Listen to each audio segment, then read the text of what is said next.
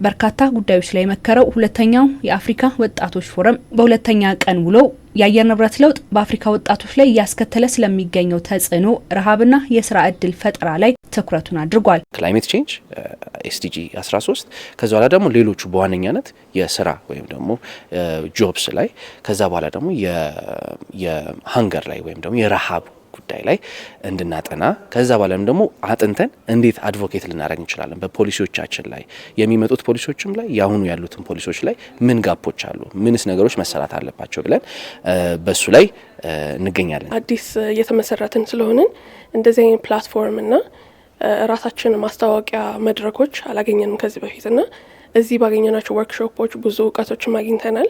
ራሳችንም ለማስተዋወቅ ራሳችንንም እንደ አዲስ እንደመሆናችን የተነሳ ለሌሎች እንደኛ አይነት ተመሳሳይ አላማ ያላቸው ሰዎች ጋር የማስተዋወቂያ መድረክም የእውቀት መቀያየር መድረክም ስላገኘን በጣም አሪፍ ፎረም ስለነበር በጣም ደስ ብሎናል። የአየር ንብረት ለውጥ ተጽዕኖና መፍትሄ ላይ አፍሪካውያን ወጣቶች በጋራ የሚወያዩበት ግሎባል ፖይንት የተሰኘ ፕላትፎርም በፎረሙ ይፋ ተደርጓል። ፕላትፎርሙ የአፍሪካ ወጣቶች ስለ አየር ንብረት ለውጥ በቂ መረዳት እንዲኖራቸውና እርስ በርስ ሀሳብ የሚለዋወጡበትን ሁኔታ ለማመቻቸት የሚያግዝ ነው። ግሎባል ፖይንት በዋነኛነት ወጣቶች በፖሊሲ ላይ አድቮኬት እንዲያደርጉ የሚሰራ ፕሮግራም ነው።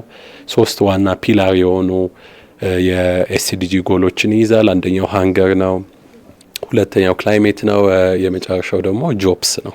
እነዚህ 3ቱ እርስ በርስ ተያያዥነት ያላቸው አንዱ በአንዱ የሚደጋገፍና 3ቱ ላይ ፎከስ አድርጎ የሚሰራ ፕሮግራም ነው። It's a time for us Africans to stand up as we are doing now. እኛ አፍሪካውያን አንድ ላይ ሆነን ለመስራት ይሄ ትክክለኛው ጊዜ ይመስለኛል። ከወጣቶች ጋር መስራት በጣም ደስ የሚል ነገር ነው። ምክንያቱም ወጣቶች ከሰሩ በብዙ የመሰማት አቅም አላቸው። ስለዚህ የምንወያይበትን እንደዚህ አይነት መድረኮች ያስፈልጉናል። መድረኮች ከውይይት በዘለለም ወደ ተግባር ለመግባት አንድ እርምጃ እንደሚሆነን አምናለሁ። ለዚህ ደግሞ ይህ ትክክለኛው ጊዜ ነው። So it's the right time and I'm really happy. የችግሩን አስከፊነት የተረዳችው ኢትዮጵያ ችግሩን ከመሰረቱ ለመፍታትና ለአየር ንብረት ለውጥ የማይበገር ኢኮኖሚ ለመገንባት ላለፉት 7 ዓመታት የአረንጓዴ አሻራ መርሃ ግብርን ስትተገብር ቆይታለች። በዚህም በሚሊዮን የሚቆጠሩ ችግኞችን ተክላለች። ፎረሙ ንቅናቄውን ወደ ሌሎች ሀገራት ለማስፋትና ልምድ የሚቀስሙበትን መድረክ ለማመቻቸት በእጅጉ የሚያግዝ ነው። ግሎባል ፖይንት አንዱ ፒላር የሚሰራው ክላይሜት ነው። ክላይሜት ከጆብስ አንጻር ግሪን ጆብስ አድቮኬት እናደርጋለን። አት ዘ ሴም ታይም ደግሞ ከሃንገር አንጻር ክላይሜት ሪዚሊየንት የሆነ ኢኮኖሚ ከሌለን ምግብ በበቂ ሁኔታ ማቅረብ ፕሮዲስ ማድረግ አንችልም። ሀገራችን ኢትዮጵያ ደግሞ በዚህ ላይ ትልልቅ ስራዎችን እየሰራን ነው።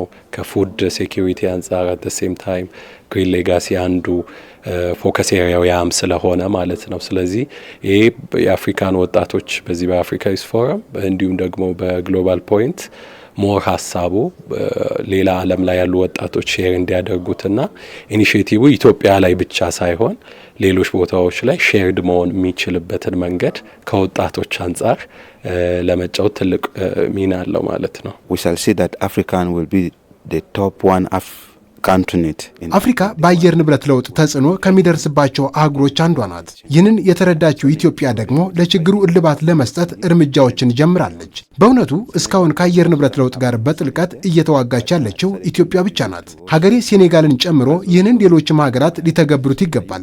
የእኛ አይውዶ ድርጅት በአየር ንብረት ለውጥ ጉዳይ ላይ በጥልቀት እየሰራን ነው። እኛ ሁላችንም አፍሪካውያን እንደ ኢትዮጵያ ሁሉ አረንጓዴ አሻራ ፕሮግራምን በአየር ንብረት ለውጥ መቋቋም ላይ እንደምንጀምር ተስፋ አደርጋለሁ። All Africa will start fighting for climate change like Ethiopia, like Green Legacy. ለአየር ንብረት ለውጥ ለረሃብና ለወጣቶች የስራ እድል ፈጠራ ምላሽ ለመስጠት የጋራ ስራን ለጀመረችው አፍሪካ በጉዞዋ ወጣቶች ተሳታፊ ዋነኛ አንቀሳቃሽ እንዲሁም የፖሊሲ ሀሳብ አዋጭ እንዲሆኑ ለማስቻል መስራት ስለሚገቡ ስራዎችም ተነስቷል። የአየር ንብረት ለውጥ ቅድም እንዳልኩት ስራ ከዛ በኋላም ደግሞ ስለ ሃንገር ወይም ደግሞ ስለ ረሃብ ስናወራ የወጣቶች ድምጽ ግዴታ ያስፈልጋል። ይህንን ደግሞ የምንልበት ምክንያት በብዙ አመታት ሙሉ ዋና ጠረጴዛው ላይ ቁጭ ብለን አልነበረም። የኛን ሀሳብ የኛን ነገር የሚያወራልን አብዛኛው ሰው አልነበረም። ከዛ ደግሞ አልፎ ተርፎ ምንስ ነገሮች እየተካሄዱ ነው የሚለውን ነገር እውቀቱም አልነበረንም። ስለዚህ ከዛ የመጀመሪያ እውቀቱ እንዴት ነው ዴቨሎፕ እናደርገው? ስለ ምን ነገሮች አሉ? ምን አይነት ፖሊሲዎች አሉ? ምን አይነት ፕሮጀክቶች አሉ? ምን አይነት ስራዎች፣ ቢዝነሶች አሉ እዚህ ዓለም ላይ እዚህ ሀገር ላይ የሚለውን ነገር መጀመሪያ ማወቅ ይጠበቅብናል። ከዛ በኋላ ደግሞ እንዴትስ መቀየር ይቻላል? እንዴትስ አድርገን የተለያዩ ሰዎችን ኢንቫይት አድርገን በጋራ መስራት እንችላለን የሚለው ነገር ከዛ በኋላ ደግሞ ይቀጥላል። የአፍሪካ ወጣቶች፣ የኢትዮጵያ ወጣቶች በንቃት ሊሳተፉበት የሚገባ ነው። እንደምናውቀው ኢትዮጵያም የኮፕ 32 አስተናጋጁና ተመርጣለች። ኢትዮጵያ ውስጥ የሚሰሩ እንደ ግሪን ሌጋሲ ያሉ ኢኒሼቲቮች አሉ። ስለዚህ እነዚህን ሞር አምፕሊፋይ እንዲሁም ደግሞ ወደ ግሎባል ወርልድ ስቴጅ ላይ አምፕሊፋይ ለማድረግና ወጣቶች መሪነቱን እንዲወስዱት የሚያደርግ ፕሮግራም ነው። ግሎባል ፖይንት ሊደርሺፑን የሚወስደው እኛ ብንሆንም ግን ወጣቶች የሚሳተፉበት ነው። እንደራሴ የወጣቶች ማህበርና የኔዘርላንድ የልማት ድርጅት ኤሲኤንቪ በጋራ ያዘጋጁት ዩ ፎረም ለ2 ቀናት ሲካሄድ ቆይቶ ፍጻሜውን አድርጓል።